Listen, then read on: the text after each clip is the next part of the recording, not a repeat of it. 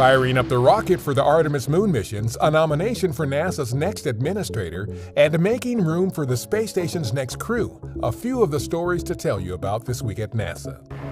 On March 18th, we conducted the second Green Run Series hot fire test with the core stage for our Space Launch System, or SLS rocket, at our Stennis Space Center near Bay St. Louis, Mississippi. All four of the rocket's RS-25 engines were fired at the same time during the test to simulate the core stage's operation for a launch, during which it will generate about 1.6 million pounds of thrust. This is a major milestone in advancing our goals and objectives for Artemis. And I just could not be more proud of the team, of their talent, dedication, getting to this point and pulling off a just very successful test. The hot fire is the final test of the Green Run series to ensure the rocket's core stage is ready to launch Artemis missions, beginning with Artemis 1, the first uncrewed mission of SLS and our Orion spacecraft around the moon and back.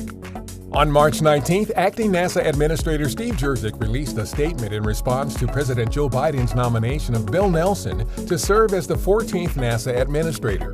The statement noted Nelson's proven history of supporting our wide-ranging work here at NASA. Jurczyk went on to say that while the nomination must still be confirmed, he looks forward to continued work with Nelson and the Biden-Harris administration to carry out NASA's many critical missions in the future. In 1986, while the chair of the House Space Subcommittee, Nelson flew aboard the Space Shuttle Columbia as a payload specialist on the STS-61C mission. On March 19th, 3 members of the International Space Station's Expedition 64 crew, including our Kate Rubins, undocked and moved a Soyuz spacecraft from the station's Razvet module to a different docking port. The relocation will allow the next Soyuz crew, which includes our Mark Vande Hei, to dock to Razvet when they arrive on April 9th. Each March, many of us look forward to following our tournament brackets, and it's that time of year again to make your winning picks for Tournament Earth. From now through April 13th, you can cast votes for the most unforgettable photographs of Earth taken by astronauts from the International Space Station for more than 20 years. For more details, to download your bracket and to vote, go to earthobservatory.nasa.gov/TE.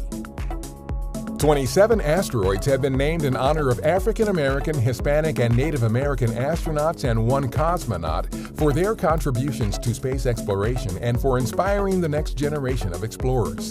The people who inspired the newly named asteroids include NASA's Stephanie Wilson, who is on our Artemis team of astronauts, one of whom will be the first woman to set foot on the moon, and former NASA astronauts Jose Hernandez, who worked as part of a migrant farming family in his youth, and John Harrington, a member of the Chickasaw Nation. Near-Earth asteroid 2001 FO32 is expected to make its closest approach to us on March 21st. The asteroid is the largest predicted to pass by Earth this year and is expected to safely pass no closer than 1.25 million miles from Earth, which is about 5¼ times the distance from Earth to the Moon. The close approach will give astronomers a valuable scientific opportunity to study the asteroid. New results from our Juno mission have for the first time revealed that Jupiter's dawn storms are born on the planet's night side, which Juno can see because it orbits over the planet's poles. Dawn storms are intense early morning brightening of aurorae that occurs at both Jovian poles. These are specific to Jupiter, but researchers say they are very similar to a type of terrestrial aurora called substorms.